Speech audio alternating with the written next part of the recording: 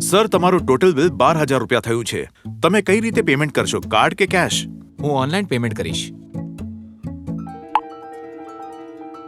મને પેમેન્ટ કરવામાં નેટવર્કનો પ્રોબ્લેમ થઈ રહ્યો છે.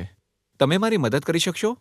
સર, તમારું નેટવર્ક કામ ના કરતું હોય તો તમે ફ્રી વાઈફાઈ થી કનેક્ટ કરી શકો છો. પેમેન્ટ થઈ ગયું છે, તમે ચેક કરી લો.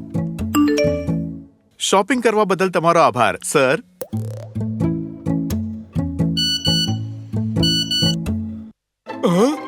આ ટ્રાન્ઝેક્શન્સ તો મેં કર્યા જ નથી. મારા બેંક ખાતામાંથી પૈસા કપાઈ ગયા જ્યારે કે મેં કંઈ ખરીદ્યું જ નથી. પપ્પા, છેલ્લી વાર તમે ક્યાંથી અને કેવી રીતે ખરીદારી કરી હતી? શોપિંગ મોલમાં ખરીદી કરતી વખતે મેં ઓનલાઈન પેમેન્ટ કર્યું હતું. મારું નેટવર્ક કામ નહોતું કરતું એટલે મેં ફ્રી વાઈફાઈથી કનેક્ટ કરીને પેમેન્ટ કર્યું હતું. પપ્પા, લેવડ દેવડ માટે ફ્રી વાઈફાઈ વાપરવું એ સુરક્ષિત ન કહેવાય. એનાથી બચવું જોઈએ. હેકર્સ આ વાઈફાઈ દ્વારા લોકોના ડેટા મેળવે છે અને તેનો ગેરકાનૂની હેતુ માટે ઉપયોગ કરે છે. સાચે જ મને આ વિશે ખબર જ નહોતી બેટા. જ્યારે તમે નાણાકીય લેવડ દેવડ માટે ફ્રી વાઈફાઈ નેટવર્કનો ઉપયોગ કર્યો ત્યારે હેકરે તમારો અંગત ડેટા મેળવી લીધો અને તમારા બેંક ખાતામાંથી અનઓથોરાઇઝ્ડ ઉચાપત કરી લીધી. એટલે જ હવે તમને આ મેસેજ મળી રહ્યા છે.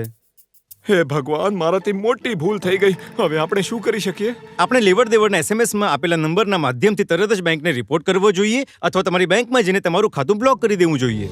સતર્ક રહો, સાર્વજનિક વાઈફાઈથી છેતરપિંડી થઈ શકે છે. શું કરવું? હંમેશા સુરક્ષિત વાઈફાઈ નેટવર્કનો જ ઉપયોગ કરો. ઘટનાનો રિપોર્ટ તમારા નજીકના સાયબર ક્રાઇમ પોલીસ સ્ટેશન અને national cyber crime reporting portal cybercrime.gov.in પર કરો. શું ન કરવું? સાર્વજનિક વાઈફાઈનો ઉપયોગ ન કરવો, ખાસ કરીને નાણાકીય લેવડ દેવડ વખતે. એવા લેપટોપ કે મોબાઈલ ડિવાઇસને હેક કરવું સહેલું હોય છે જ્યારે તે કોઈ પણ સુરક્ષા વિનાના સાર્વજનિક વાઈફાઈ કનેક્શન પર હોય છે. હેકર્સ તમારા ઈમેલ વાંચી શકે છે, પાસવર્ડ અને અન્ય ક્રેડેન્શિયલ્સ ચોરી શકે છે.